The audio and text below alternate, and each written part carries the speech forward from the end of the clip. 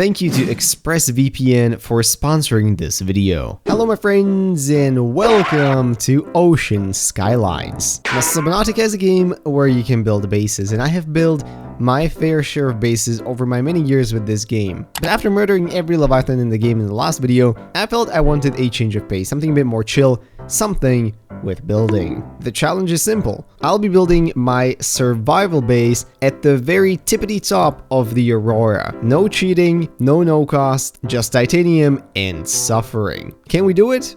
Probably. Will it be fun? Well, let's find out. Now, as per usual, everything began with a new game of survival. Interesting. I spawned in the life pod, gave the extinguisher a few whooshes, you know, it's the law, climbed out and dove into the water in search of new adventure. First things first, as always, was to gather some basic resources, and with those, I built myself an O2 tank. I made myself a survival knife, and also a pair of fins, because why not? Here I took care of this crash fish to get its cave sulfur, and with that, I had the repair tool. Beep boop bop, and the life pod was fixed. Next in the line was the scanner. This is because I would need some new base pieces that you don't have by default. I made myself the high capacity O2 tank just to have a bit more wiggle room underwater. And of course, the air bladder. Guys, if you know the company that makes air bladders, just message them to sponsor me, please, at this point. I love these things. I also made a flashlight because I am a man of culture, and the Sea Glide flashlight is not as good as the regular flashlight. I then came across this kind of creepy site. There's a cave completely devoid of crash fish. I'm not sure what happened to them. It was actually kind of spooky, and I didn't really love finding this. Though then again, I guess if it had been full of crash fish, that might have been even worse. Regardless, back at the life pod, I made myself the habitat builder, perhaps the most important tool of this entire challenge. And then I went exploring again, and look, I'm just saying, this whole world felt a little cursed. This place is usually teeming full of crash fish, but here, there were barely any to be found. I'm not sure what was happening, if my game is like becoming haunted or something, but it was odd. I then started gathering some titanium, and also scanning some blueprints of the Sea Glide. Now, along the way, I decided to travel to the island. Since I already had the scanner, I knew this would be a nice place to get a couple of base pieces that I would want in my design on top of the Aurora. I also got the blueprint for the stasis rifle here, but I wouldn't really be needing it since we're going to be spending most of our time building above water. But I did get the scan for the multi-purpose room and all of the adjacent blueprints that you get with that one, which was awesome. Man, being up on this island just made me realize how much taller the Aurora is and how freaking high up the base will have to be, so this will be a fun one. I then managed to complete the laser cutter blueprint. At first, I was planning to fix the Aurora, but frankly, I changed my mind on this later since it wouldn't really be necessary. I can just wear the radiation suit. And then, since I had a bunch of time left, I decided to build myself a small base and start stacking up on some titanium. I added a solar panel for a bit of power, though at night it's not very helpful, and of course a hatch so I can get inside.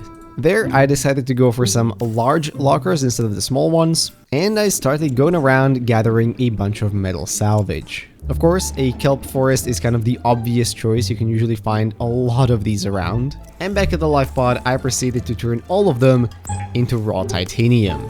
As you can see, I used this method of pinning a single recipe to the top right of my screen so I could see how much titanium I had on me without having to open the inventory. Soon enough, that locker was full, so I added another one that also proceeded to fill up rather quickly. And then I also ran into the issue of power. I literally drained all of it from my life pod, so that's something that my base that will be near the Aurora will have to account for. Oh yeah, I also built myself the Sea Glide. Not that I would really use it too much, but for getting around places, it is still nice. I then just had a bunch of time to kill, and as you can see, I was spending that in a very productive manner. I might have spent a couple of minutes just gazing into the beautiful fiery inferno that was happening on the Aurora, imagining my future base up there.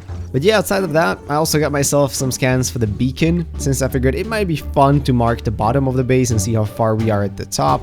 And then I went back to the island just to get a bunch of marble melons and get some food in me. These things are freaking crazy, by the way, with how much food and hydration they give you all at once. Since I was still waiting for the Aurora to explode and I couldn't proceed without it, I proceeded to spend the next couple of minutes trying to slice one of the ancient floaters off the island. it didn't work.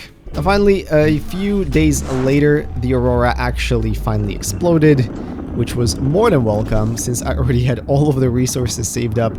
I quickly jumped into my life pod, just basically waited for the blueprint to appear, immediately crafted the radiation suit, and we were in business. Hey you! Yeah, you. Really? Browsing on your terminal, Altera can easily track? Well, you'd better be using ExpressVPN. This versatile tool has many uses, but if you care about online privacy, data security, and content unblocking, it's an absolute must-have. Look, I spend a lot of time browsing for, questionable mods, and thanks to ExpressVPN, I can make sure all of my internet traffic is safe, not being logged by my internet provider and then sold to some greedy trans government. That's because with the click of a single button, ExpressVPN encrypts and reroutes 100% of my browsing activity through their secret servers. Additionally, with the option to change my online location to over 100 different countries around the world, I can watch thousands of new shows and movies on the streaming services I already pay for that wouldn't otherwise be available in my region. Just the other day, I was able to watch one of my favorite shows, Mr. Robot, by connecting to a server in the US. With its 24/7 customer support, consistently fastest speeds on the market, and the option to connect up to 14 devices, it's no wonder it got rated #1 by PC World, The Verge, and more. Find out how you can get up to 4 extra months by scanning the QR code on screen, clicking the link in the description box below, or by going to expressvpn.com/lastbacon. Thank you ExpressVPN for sponsoring this video. I proceeded to collect all of the resources I had saved up previously for what would become the bottom of my base near the Aurora, and then I swam over there, trying to figure out what a good place to start building would be. Of course, I would want to have as few bends as possible in the base, just to save on resources. Finally, I picked out a good spot that would hopefully let me get up there in a relatively straight line, and so I built my first compartment. I put the hatch in the least cursed position possible, and then I proceeded to add not 1, not 2, not 3, but 4 solar panels for that sweet power. And look at that, we had a base. Now at this point, it was time to start building, and I figured putting a vertical connector right like this would work just as well. As you can see, I put 2 of them on top, which was about all the titanium I had before I had to swim back for the supplies I had prepared. Now, when I got back, I went to my life pod and basically deposited everything I would not need from my inventory. This would free up as much space as possible for just titanium. So yeah, I just left myself with the habitat builder. For my lockers, I proceeded to grab as much titanium as I could possibly carry, or 46 in this case, and off to the Aurora we went. And then, as the sun started setting, it was time to start building. Now, there are several ways in which you can build straight up in Subnautica. Some use more resources and are more aesthetic, some use fewer resources and are more efficient. The way I will be doing it is very simple. I will place down a single eye compartment, get inside of it using a hatch, deconstruct the hatch from the inside and build it on the ceiling, jump out using that hatch and position myself in a way where I can deconstruct it again to preserve the resources, build 2 vertical connectors into another compartment, put the hatch on the piece under me again, hop in, add a ladder, climb up, and rinse and repeat. It is a bunch of steps, but it will get us there. So here, you can see that strategy coming to place. I entered the base, added the ladder, climbed up the ladder, added my hatch to the ceiling, and we were building. Now, pretty much right away, I figured out that I sort of miscalculated. The collision of the Aurora extends a bit past its visible hull, and so rather than taking the whole base apart at this point, I figured I would just opt for the ugly solution. I deconstructed the top compartment, leaving only the bottom one, built myself a small hallway, just to give a bit of space, and then proceeded to build up safely. Now when you jump out of the eye compartment, it is a bit tricky to be able to just easily walk on top of it, because there's this awkward collision edge thing that you keep bumping into.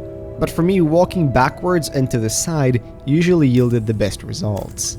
But the build continued, nevertheless, very slowly, inching me up from the water surface. My building continued into the day, and with the morning rising, I realized that I was slowly running out of my first batch of titanium. Here you can also see the Aurora in the distance. We're slowly making our way up its hull, but it is not a fast process. And then I was finally out. Here you can see what one full large locker of titanium can get you. It looks impressive, but the Aurora is way bigger than you think, so we're not quite there yet. Nonetheless, I had to swim back and get more resources. Back at the life pod, I took a new battery, since I wouldn't be using the repair tool anymore, and the habitat builder would still be getting quite a workout. I of course grabbed as much titanium as possible, and headed back. Back at the Aurora, I continued building in very much the same fashion. I do have to say it is kind of satisfying to be building straight up. You can very clearly see your progress and it feels like you're really getting somewhere, especially with the massive Aurora looming behind you. And with the second batch of titanium nearly spent, as you can see, we're slowly making our way on top of the bottom part of the hull. The easiest way to get down from there is just to jump. Now, having exhausted my 2 lockers of titanium, I decided to swim around the crash zone since I figured this is about as good a place as any to gather a bunch of metal salvage. I swam about grabbing metal salvage as well as some food because I was starving, and then of course deconstructing it with my plentiful power in my base into what I actually needed. And with a new batch of titanium, it was time to continue my build well into the night and definitely not slip off and fall into the water. And as the morning rose again, you can see the kind of progress we're making. This is one of those sections where it starts to feel like we're really close, whereas we really aren't, so that's fun. Now, I wanted to keep building up a bit more before I would start going horizontal. It felt really cool being up here, since usually in survival this is one of the last places you would expect to be and see, so it felt a bit like showing your dog the top of the fridge. But the building continued in exactly the same way. It was a bit tedious, but sort of satisfying. Now, as I ran out of this batch of titanium, I figured I was at a good enough of a height to finally start building horizontally. Here you can enjoy the big leap from the very top.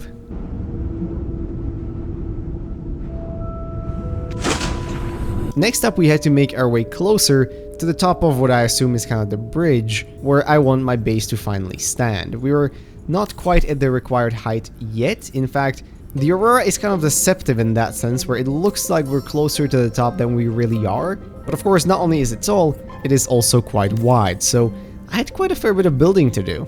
I built my way all the way into this cloud of smoke here, and only there did I decide it was finally time to continue building straight up. Here you can also see kind of a surreal moment as I finally decided to step off onto the hull of the Aurora. This felt super cool, and honestly, I feel like I should build bases here more often because this is awesome. But outside of that, the building continued exactly the same way. Here you can see us slowly gaining height. At this point I was already too high up above the hull of the ship to just jump down easily. Here you see me also trying some alternative methods to doing the building, but this didn't work nearly as well as I had hoped it would. And then after a while you can finally see me inching closer to my target. You can see how freaking high up we are above the hull, and this is what I mean about the height being deceptive. We're still not there, yet it feels like I've been building forever. And then at last, there we were. I was finally satisfied with the height. I deconstructed the hatch, and it was time to just build horizontally until we were right above the Aurora's bridge.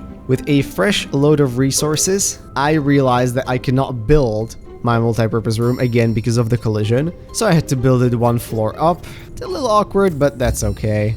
I connected the base pieces, and we were inside. Now, I went to gather a few extra resources for, well, you'll see what very soon, but here you can see kind of how ridiculous the base looks from afar. It is quite the construction to do. Not something I would say is very economical in survival, but you know, why not? I went to a mushroom forest to gather some lithium just to complete this masterpiece. And of course, I crafted myself a beacon, just as I mentioned previously, to get a gauge on how big the base is. I named it the base because it is the base of the base.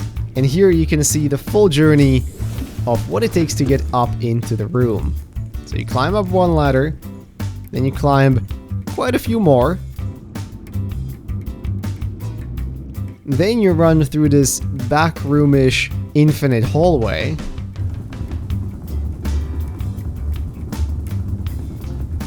And you climb a bunch more ladders.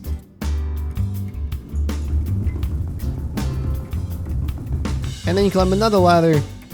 And there you are, on top of the Aurora. For the finishing touches, I placed down a glass dome. And finally, with one last window, it was complete. My version of a larger observatory and a base at the very tippity top of the Aurora, built entirely in survival. Here you can see an additional view from the top, and man, it really is something. Now, if you want to replicate this build for yourself, it's gonna cost a whole bunch of resources. How much exactly? Well, the base consists of 90 eye compartments, 76 vertical connectors, 39 ladders, 2 hatches, 1 multi-purpose room, 1 fabricator, 4 solar panels, 1 glass dome, and 7 windows, putting it at around 400 meters in height atop of the Aurora. Now, in terms of raw resources, this cost 431 titanium, 28 quartz, 2 stalker teeth, 1 gold, 1 lithium, and 1 table coral sample. So if you want to recreate this, it's only about 107 metal salvage pieces to get the titanium, so you know, nothing crazy. But with that, I want to thank you all so much for watching, and I want to give a massive shout out to all of our members: Corienda, Sander Weinholz, Kronos, Silver Soul, Master Ugwe, OG Burner, Yusuf Ismail Tatar, Musical Soul, MR, Philip Svoboda, E. Michael, Shitsu, Callum Whaley, Julian, Edge K, Cody the Bumboy, Esteva, and Proximity. Thank you guys so much for the support, it means the world to me. And thank you to everybody else for watching, I hope you enjoyed. If you did, maybe consider leaving a like, commenting, or subscribing, all those would be very much appreciated. And with that, I'm gonna see you all in whatever next video I make. Bye bye!